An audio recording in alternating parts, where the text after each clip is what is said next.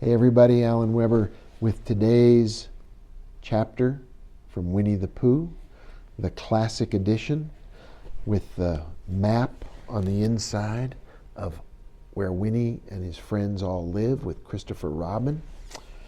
Today we're going to start chapter 5, in which Piglet meets a heffalump.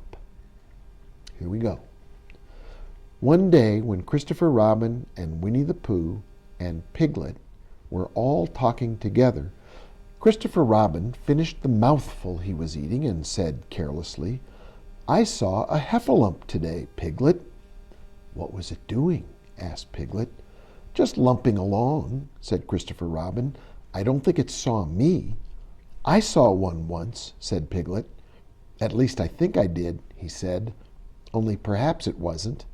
"So did I," said Pooh, wondering what a heffalump was like. "You don't see them often," said Christopher Robin carelessly. "Not now," said Piglet. "Not at this time of year," said Pooh. Then they all talked about something else until it was time for Pooh and Piglet to go home together. At first, as they stumped along the path which edged the 100-acre wood, they didn't say much to each other. But when they came to the stream and had helped each other across the stepping stones and were able to walk side by side again over the heather, they began to talk in a friendly way about this and that. And Piglet said, "If you see what I mean, Pooh." And Pooh said, "It's just what I think myself, Piglet." And Piglet said, "But on the other hand, Pooh, we must remember." And Pooh said, "Quite true, Piglet, although I had forgotten it for the moment." And then, just as they came to the 6 pine trees, Pooh looked round to see if nobody else was listening, and said in a very solemn voice, "Piglet, I have decided something."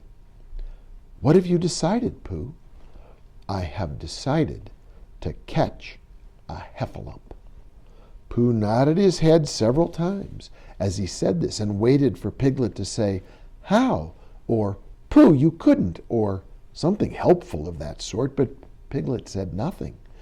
The fact was, Piglet was wishing that he had thought about it first. "I shall do it," said Pooh, after waiting a little longer, "by means of a trap. And it must be a cunning trap, so you will have to help me, Piglet." "Pooh," said Piglet, feeling quite happy again now, "I will." And then he said, "How shall we do it?" And Pooh said, "That's just it. How?" And then they sat down together to think it out. Pooh's first idea was that they should dig a very deep pit, and then the heffalump would come along and fall into the pit. And "Why?" said Piglet. "Why what?" said Pooh. "Why would he fall in?" Pooh rubbed his nose with his paw and said that the heffalump might be walking along, humming a little song and looking up at the sky, wondering if it would rain, and so he wouldn't see the very deep pit until he was halfway down, when it would be too late. Piglet said that this was a very good trap, but supposing it were raining already? Pooh rubbed his nose again and said that he hadn't thought of that. And then he brightened up and said that if it were raining already, the heffalump would be looking up at the sky, wondering if it would clear up, and so he wouldn't see the very deep pit until he was halfway down, when it would be too late. Piglet said that now that this point had been explained, he thought it was a cunning trap. Pooh was very proud when he heard this, and he felt that the heffalump was as good as caught already. But there was just one other thing which had to be thought about, and it was this: where should they dig the very deep pit? Piglet said that the very best place would be somewhere where a heffalump was, just before he fell into it, only about a foot farther on. "But then he would see us digging it," said Pooh. "Not if he was looking up at the sky."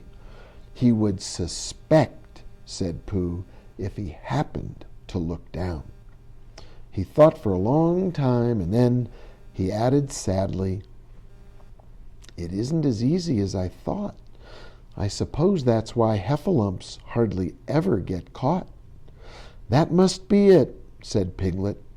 They sighed and got up, and when they had taken a few gorse prickles out of themselves, they sat down again.